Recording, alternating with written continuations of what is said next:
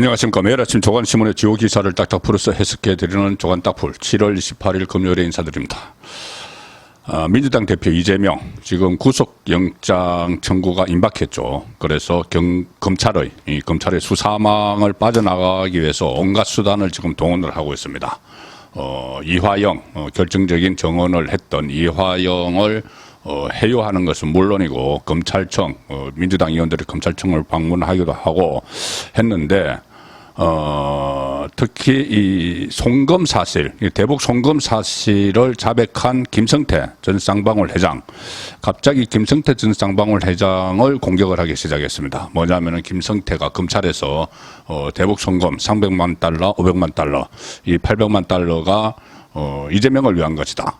이재명의 경기도가 북한에 주기로 약속했던 스마트팜 시설비 500만 달러, 그리고 이재명의 방북 비용 300만 달러, 이것을 내가 대납을 했다, 이렇게 검찰에 진술을 했죠. 그러니 그 진술의 신빙성을 깨기 위해서 이재명이 김성태 신빙성을 깨기 위해서 김성태와 검찰이 뭔가 플리바게닝, 이 형량 협상을 한 것 아닌가, 플리바게닝을 한 것 아닌가, 이런 문제를 지적하기 시작했는데, 여기서 뜻밖의 이 자충수가 하나 또 나왔습니다. 이재명의 자충수. 결론부터 말씀드리면은 이재명이 지금 여러 가지 혐의를 받고 있는데 새롭게 국가보안법, 국보법에 걸릴 수 있는 그런 말들을 본인들이 쏟아냈습니다.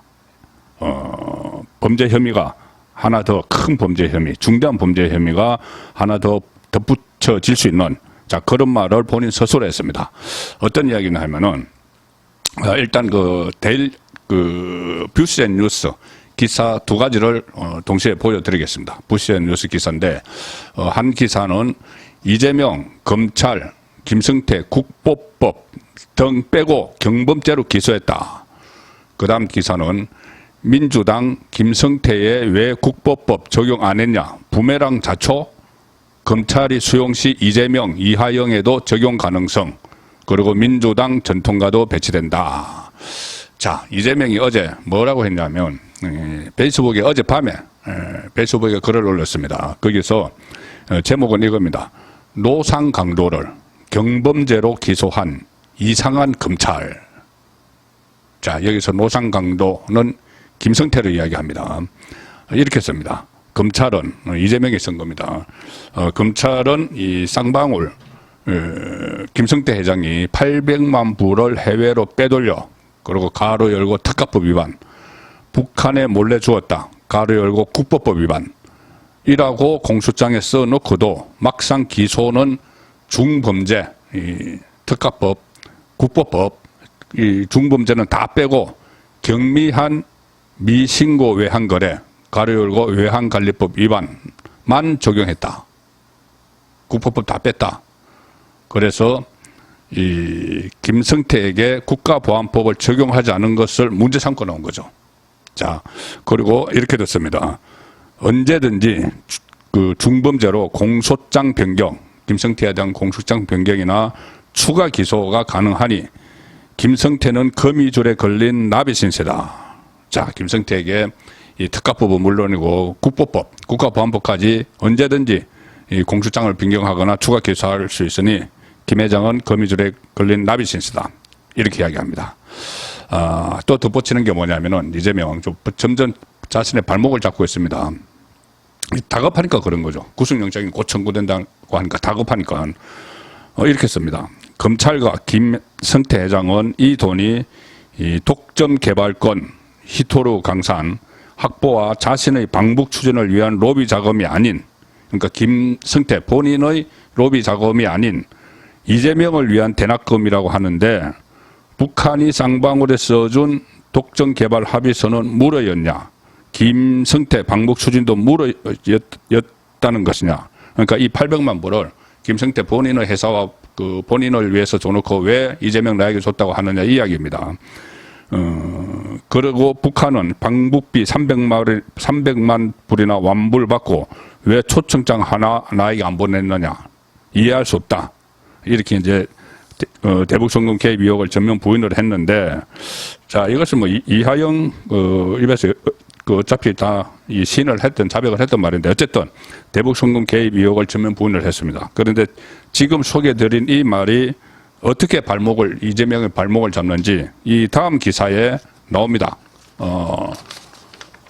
뷰센 뉴스 다음 기사에 바로 나옵니다.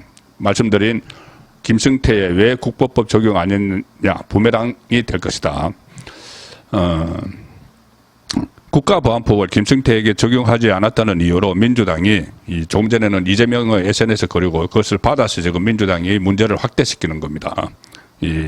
스스로 함정 속에 빠져들어가는 줄도 모르고 이 사법 거래 의혹을 제기하면서 검찰을 아예 국가보안법 위반으로 고발하는 방안을 검토하겠다. 검찰을 왜 국보법을 적용 안 했냐. 그래서 고발을 하겠다. 이 이야기인데 그렇지만 결론적으로 먼저 말씀드리면 이 기사도 그렇게 씁니다. 김성태에게 국보법을 적용을 할 경우 대북 송금에 관여한 이화영 전 경기도 평화부지사는 물론이고 검찰이 조만간 영장을 발부하려는 이재명에게도 마찬가지로 국보법을 적용할 가능성이 높아진다. 그래서 당 안팎에서 자충수가 아니냐는 지적이 나오고 있다. 자, 김성태가 북한에 돈을 줘서 저걸 이렇게 하기 위해서 돈을 줬다 그러면은 그 돈을 준 것은 이하영과 상의를 해서 이재명을 위해서 준 거니까 이 사람이 국보법에 김성태를 국보법에 걸려면은 이하영, 이재명도 다 국보법으로 걸어야 되는 거죠. 한민수 민주당 대변인이 국회 브리핑에서 쌍방울 김성태 전 회장이 북한에 돈을 전달했다면 국가보안법 상의 편의 제공, 특정경제가중처벌법 상의 재산 국외 도피에 해당한다. 편의 제공은 국가보안법 상의 편의 제공은 10년 이하 징역, 재산 국외 도피는 무기 10년 이상 징역. 그러나 검찰은 김성태를 1년 이하 징역 또는 1억 원 이하 벌금인 외국한 거래법 위반 혐의로만 기소를 했다. 검찰 공소장에 적시한 김성태 범죄 내용에 비춰본다면 터무니없이 가볍다. 자, 그러면서 한민수 대변인이 이런 이야기도 합니다. 사법 거래가 아니라면 왜 김성태를 국가보안법이나 사법 거래가 없었다면은 검찰과 김성태 간에 플리바게닝이 없었다면은 왜 김성태를 국가보안법이나 특가법으로 기소하지 않았냐? 국가보안법 위반을 인지하고도 수사하지 않는 것은 국가보안법 제11조 특수직무유기에 해당한다. 해요와 협박, 사법거래와 봐주기 기소가 윤석열 검찰의 수사 방식이냐 이렇게 맹비난을 합니다. 왜 국보법을 적용하지 않았느냐. 이게 윤석열 방식이냐 이렇게 이야기를 계속하죠. 일단 검찰까지 고발하겠다는 것은 이재명 수사에 제동을 걸겠다는 일종의 얼음장인데 당 안팎에서는 야 이거 자칫 검찰에 결정적인 빌미를 제공하는 게 아니냐 이런 우려가 나오고 있습니다. 검찰이 민주당 요구를 정말 진짜로 받아들여서 관련자들을 물러내고 이재명에게도 국가보안법 덜컥 적용할 수 있다. 위험하다. 이런 말이 민주당 안에서도 나오고 있습니다. 그리고 이재명뿐이 아니고 대북 송금을 이재명에게 보고했다고 검찰에서 진술했다가 옥중 편지를 통해서 번복하는 소동을 빚고 있는 이화영이 반발을 하게 된다. 자기에게 형량이 아주 무거운 국보법까지 민주당이 막 걸어버리면 반발을 하게 된다. 그러면은 이화영이 진실을 더 많이 빨리 구체적으로 이재명을 향한 진실을 고백을 할 수가 있다. 그런 우려까지 지금 나오고 있습니다. 그리고 그 국보법은 민주당에서 폐지하자 이렇게 해왔던 거죠. 그런데 그것을 이재명이 워낙 다급하니까 이 국보법을 적용을 해야 된다. 이렇게 이야기를 하고 있는 어처구니 없는 상황입니다. 그만큼 이 궁지에 몰렸다는 이야기죠. 이재명이.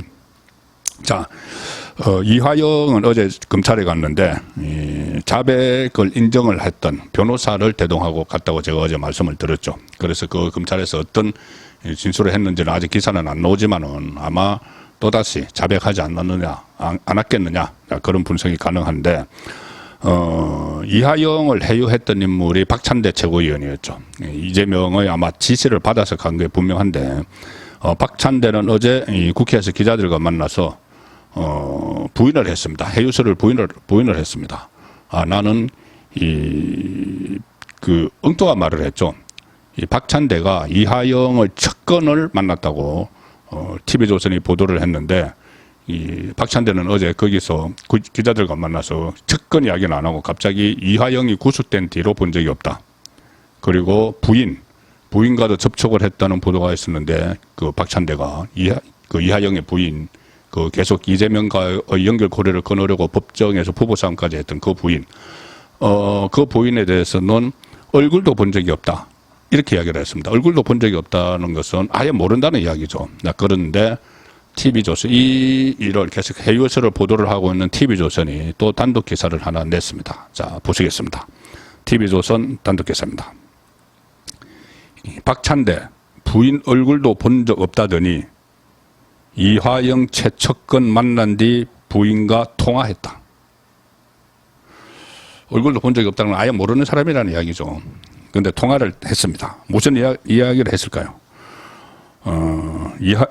박찬대, 어제 이화영이 구속된 뒤 만난 적도 없고 부인은 얼굴도 모른다. 그런데 TV조선 취재 결과 박찬대가 이화영 측근을 만난 직후 부인과 전화 통화를 한 것으로 파악이 됐다. 그리고 이 측근이 누군지도 공개를 합니다. 이화영의 측근, 그러니까 박찬대가 만난 측근, 이우일 현 용인갑 지역위원장 직무대행. 용인갑은 원래 이화영의 지역구였죠. 그러니까 본인이 구속되면, 보통 정치인들이 구속되면은 지역구 활동을 관리를 못하게 되면은 대리인을 내세워서 직무대행을 시켜서 자기가 다시 복귀할 때까지 관리를 하게 합니다. 그러다가 그 사람이 뭐 출마해버리는 경우도 있고 한데, 이화영이 지역구 관리를 맡긴 이우일인데, 이우일은 이화영과 대학 동문입니다. 성균관대학교. 그러면 이화영의 부인과도 다 동문이 되는 거죠. 이하영이 구속된 이후 지역구 관리를 대신하고 있는 이우일을 만났습니다. 그리고 또 부인은 얼굴도 모른다고 했는데 TV조선 취재 결과 박찬대와 이하영의 부인은 전화통화를 최소 한 차례 했다. 이우일을 만나고 나서 뭐 전화번호를 알려주고 서로 소개를 시켜줬겠죠, 부인을. 그래서 그 직후에 통화를 했다. 그리고 이 통화를 하고 나서 박찬대와 그 부인이 통화를 하고 나서 부인이 갑자기 민주당에 탄원서를 내서 뭐 이재명은 아니다. 이재명은 억울하다. 우리 남편이 잘못 지금 이야기를 하고 있다. 이런 탄원서를 내고 입장문 내고 법정에서 소동까지 벌였던 거죠. 박찬대와 통화를 하고 나서. 자, 그러면은 박찬대와 이하영 부인이 어떤 대화를 나눴을까? 아마 무슨 거래가 있었겠죠. 그리고 그 목적은 이하영의 입막음을 위한 전략을 짠 게 거의 뭐 분명한 상황이 되고 있습니다. 이런 행동은 한동훈 법무부 장관이 말했던 대로 사법방해죠. 최악의 사법방해. 자, 오늘 조선일보 사설도 그 부분을 짚고 있습니다. 조선일보 사설, 중간 사설 보시면 유독 이재명 대표 관련 사건에서 끊이지 않는 사법방해. 법무부 장관 출신 박범계 등이 그 검찰 청사를 찾아서 수원지검을 찾아서 연자 시위를 하지 않나. 그리고 이화영에 대한 특별 면회하겠다 이렇게 뭐 소동을 벌이고, 또 이재명 지지자들은 영치금 보내기.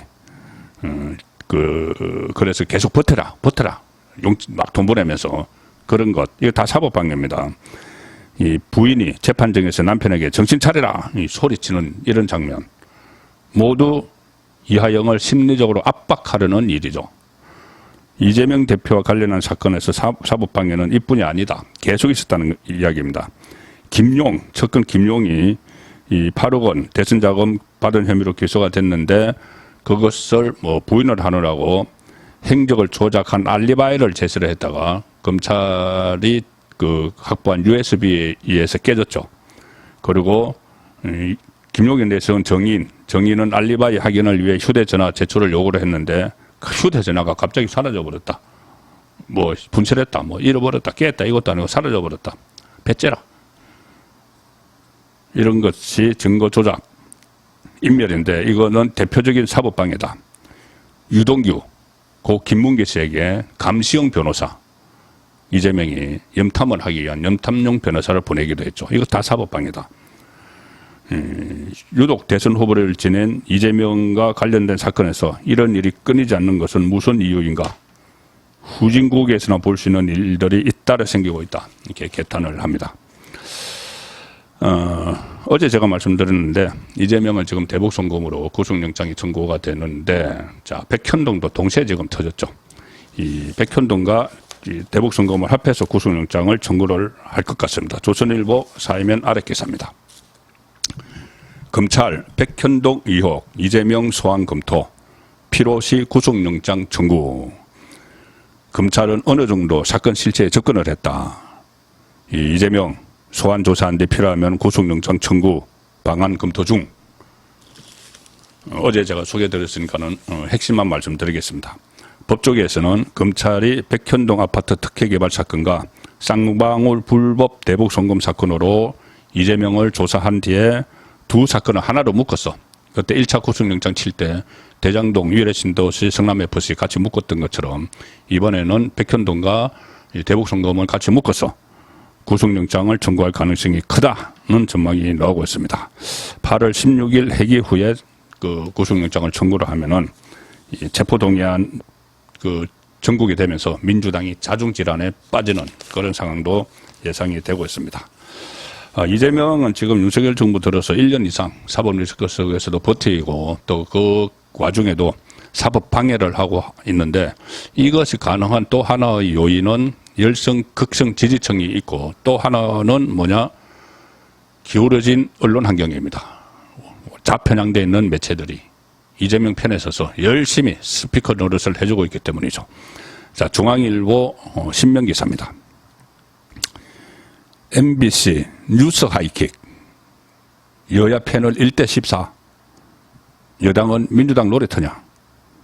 뉴스 하이킥 신장식이라는 사람이 진행을 하죠. 국민의힘이 박성중 의원이 이 48일간 출연 패널을 분석을 했는데 이 뉴스 하이킥의 친여 인사는 10번 48일 동안 친야 사람 패널은 143번 그래서 1대 14. 자, KBS 마찬가지입니다. 이건 MBC고 KBS 최강시사라는 프로그램도 있는데 여기는 친여 패널 35번 친야 패널 90번 35대 90. 자, 그래서 여당에서는 KBS, MBC 사장 사퇴해야 된다 이런 이야기가 나오고 있습니다. 뉴스 하이킥 경우에 이 해당 기간 동안 정치, 사회, 현안 관련 패널을 모두 153회 출연이 있었는데 이 중에 친여 성향 출연자, 그러니까 보수, 진보, 보수 그 진영에서는 10번, 야권 성향, 진보 좌파 진영에서는 143번, 10대 143. KBS 최강시사도 조금 전에 말씀드린 그대로 완전히 기울어진 운동장이었습니다. 그리고 이런 거, 예컨대 뉴스 하이킥에서 후쿠시마 오염수 방류 문제를 다룰 때 여권 패널은 성일종 국민의힘 의원, 장해찬 등 총 5회 등장했는데, 정부 비판적 태도를 취하는 쪽에서는 박지원, 장윤선 전 오마이뉴스 기자죠. 이 사람을 포함해서 모두 33차례, 5회 대 33차례 패널 전원을 야권으로 채운 경우도 있었다. 이것은 방송심의 규정 제9조 공정성을 정면으로 위반한 것입니다. 그래서 또 이 뉴스 하이킥 이런 데서는 윤석열 대통령 부부를 조롱하거나 희화화한 경우도 진행자와 패널이 같이 뭐 짝짝꿍 하면서 조롱하고 희화한 그런 경우도 있었다. 좌파 패널에게 점령당한 KBS, MBC 라디오는 친민주당 세력의 놀이터로 전락한 지 오래됐다. 박성종 의원 이야기입니다. 두 방송국 사장은 사퇴해야 된다. 자, 이 기울어진 운동장을 누군가는 바로 펴야 되겠죠. 아마 바로 펴는 작업이 조만간 시작될 것 같습니다. 동아일보 정치면 기사입니다. 윤석열 대통령 오늘 이동관 방통위원장 지명, 김용호 통일장관 임명. 야당은 강력 반발하지만 인사 강행 의지가 강하다. 그리고 산업부, 가기부, 문화부 장관 교체도 검토 중이다. 지금 공석이죠. 한상혁 그때 TV조선 점수 조작으로 기소가 됐죠. 그 물러난 방송통신위원회 위원장의 이동관 대통령 대외 협력 특보를 오늘 중 공식 지명한다고 합니다. 그리고 인사청문 경과보고서 채택 법정 시한이 지난 김용호 통일부 장관 후보자도 오늘 오후에 공식 임명을 한다. 그래서 이상민 행안부 장관 탄핵 기각으로 다시 이제 국정 운영의 틀을 가다듬는 그런 단계에 접어들었는데 가장 주목되는 인사가 바로 이동관이죠. 이동관 특보는 대통령실 고위 관계자 이야기입니다. 이명박 정부 청와대 대변인 홍보수석 비서관을 지낸 언론 방송 전문가다. 동아일보 출신입니다. 그래서 실행력을 갖추고 있다. 야당의 반발에도 공영방송 개혁을 추진할 뚝심을 갖춘 인물로 이 특보만 한 사람이 없다. 이렇게 소개를 합니다. 그리고 정교조 출신 교사가 처음 제기해서 계속 민주당이 주장하고 있는 이 아들 학폭 문제, 이동관 특보의 아들 학교 폭력 문제, 여기에 대해서도 아마 검증을 한 것 같은데 그 의혹은 일단락됐다. 이렇게 지금 대통령실은 파악을 하고 있다고 합니다. 자, 오늘 마지막 소개드릴 기사는 중앙일보 기획기사입니다. 1면 하단과 8면에 실린 기획기사인데 자, 제목은 이겁니다. 입법 실정만 노리는 21대 국회. 발의, 철회, 발의, 반복 계속해서 숫자 노름, 국회의원 입법 무려 2만 건, 단어만 바꾼 복붙 개정안 하루 70건 제출한 의원도 있다. 복사해서 붙이기. 입법 실정만 노리는 21대 국회. 복붙 법안에 쪼개기 입법도 성행을 해서 21대 국회 발의가 16대 때의 13배. 이제 본인이 이제 이런 활동을 이렇게 했다고 자랑을 하는 거죠. 자랑을 해서 뭐 총선 받을 때도, 공천 받을 때도 뭐 제출하고 하는 겁니다. 심지어 이런 입법도 있다고 합니다. 원래 있던 법안에 심신장애 이렇게 된 것을 새로 법안을 만들면서 똑같은 내용을 가지고 신체 정신 질환, 심신장애를 신체 정신 질환으로 교체를 해서 이거 법안이야 던지고, 한자로 되어 있는 법안을 한글로 바꾼 법안도 수두룩하다. 그것만 딱 바꿨어. 자, 그래서 입법 실적이 의원 평가 자료로 활용이 되는데 앞으로는 건수가 아닌 영향력, 그 입법이 어떤 영향을 미쳤는지 그걸로 평가를 해야 된다는 지적이 나오고 있습니다. 7월 28일 보내드린 조간 딱풀이었습니다.